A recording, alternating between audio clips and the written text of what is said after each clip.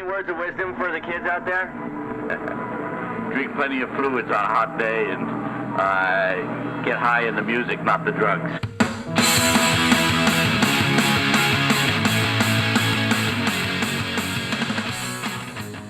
Hello, all you winners and losers, and welcome back to another edition of Take the Points. I'm your host, Fat Sam. With me here, as always, the world-famous T-Bone. Present. And our enforcer and legal representation, Joey Guns. So, we're going to recap Week 10. Pretty good week, I would say. We've got some interesting stories about Week 10. Hits and misses. Hits and misses.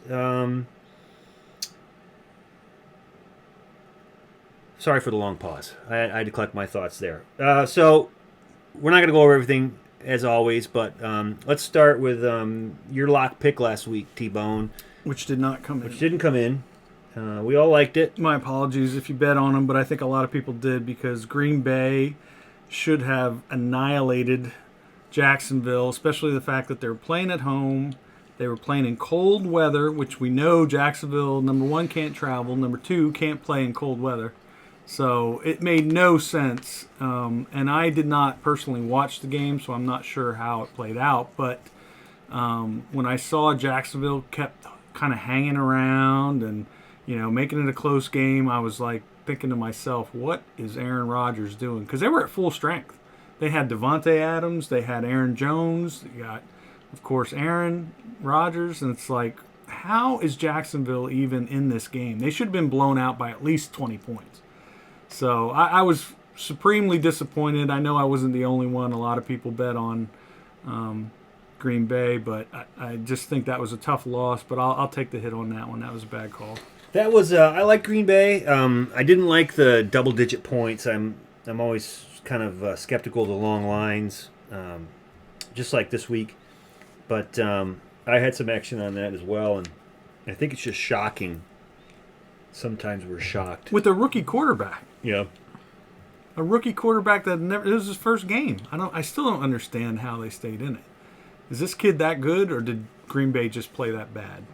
I think it's the beauty of football. It's the one thing that I love that, you know, we can thank the early founders of the NFL, AFL, Pete Rozelle, the parity where really any team can beat any other team on any given Sunday, or at least be competitive, which is what we had here. You know, like you said, Jacksonville's kind of a dead dog, but they had some fight. They had no business being in that game. Right? None. Disappointed. So let's go on to Joey Guns. We'll talk about his parlay pick a little bit. And Joe, what was your thoughts on that? How that turned out? Well, Sam, sort of disappointed there. The Tampa Bay game turned out exactly how I expected it. No surprise there. Mm-hmm. But I think you, T-Bone, and I were all extremely surprised to see what happened in New England. Yes. As far as explanation for what happened in New England, I'm going to blame it on the rain. I see no other real good explanation for what happened there, given, you know, Cam's unique ability to play worse and worse as seasons go on. As against a good defense. Often, right. And so against a good defense. And, you know, I think the only thing that could explain it is the mastermind of Bill Belichick, coupled with the elements and the hoodie, making that ball a little slippery and turn it into a game that was kind of dirty and not clean. Lamar Jackson didn't look himself either playing that game. He was hesitant a lot. Yeah. We talked a little bit about that, how Belichick has always seemed to have Harbaugh's number too, and even though this year he doesn't really have the players, he manages to come up with a game plan. Like you said, T-Bone, Lamar didn't seem comfortable, and I think that's the key to beating Baltimore, is if you make Lamar uncomfortable, then you've got a chance because, you know, as we said, Baltimore's got a lockdown defense. Cam played well enough, and which that surprised me too. I was expecting Cam to melt down, and between the elements and that defense, I thought he was just going to have a terrible game, but he actually played pretty decent.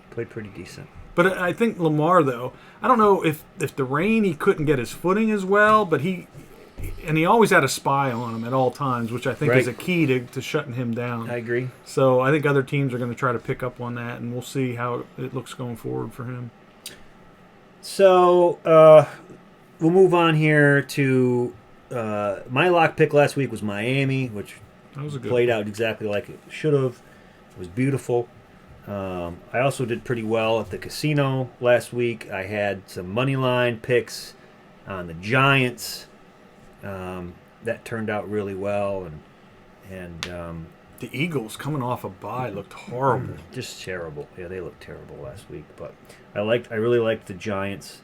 I took them straight up. But I wanted to talk about this real quick because last week I came so close. I did a really long shot parlay. When I say a long shot, it's anything more than 2 or 3 teams combined is you're pretty much taking a long shot. But I had one that I put it all together, 5-teamer.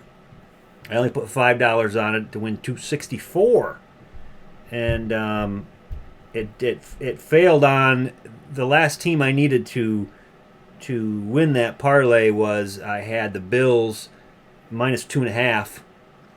Or no, I take that back. It was the Bills minus 2.5. That was right. And so at the end of that game, when they scored, and then, I was like, well, they're up 4, and there's 11 seconds left on the 50-yard line. I felt pretty confident. I even had sent you a text, T-Bone, and Joey Guns. I was like, look at this. I was rooting for you. Bat Sam has got himself a pretty good win on a $5 chuck that I threw out there. And then that Arizona miracle happened, I guess. The first successful Hail Mary play in 5 years. Well, Sam, that would make it the second time this season that Arizona has killed one of yours and mine's 5-team parlays. Yes. This is true. So I had teased a parlay. I remember. Yep. $5 parlay. I teased it to where 300 to 1. So I was in line for a $1,500 payout. The first 4 came in, and then Arizona let me down by just completely Yeah. stepping off the gas in the third quarter and losing a game that they They're probably a should've won. frustrating team sometimes. But in this case, it was the opposite. Arizona came through to make sure you didn't get that Make far. sure we didn't. That is very true, and that's the again. That's one of the reasons why, as we talk, it's one of the reasons why I do this. Why we do this is like it's fun and there's some sport and it's exciting and gosh, it hurts to lose, but at the same time, there's always a next week to try again. So on that note, we're going to move on to week 11 and come back and check us here. We'll talk about our lock picks for this week, and hopefully we'll get some good information out to you. But as always, winners and losers, thanks for tuning in, and we'll see you soon. Good fortune.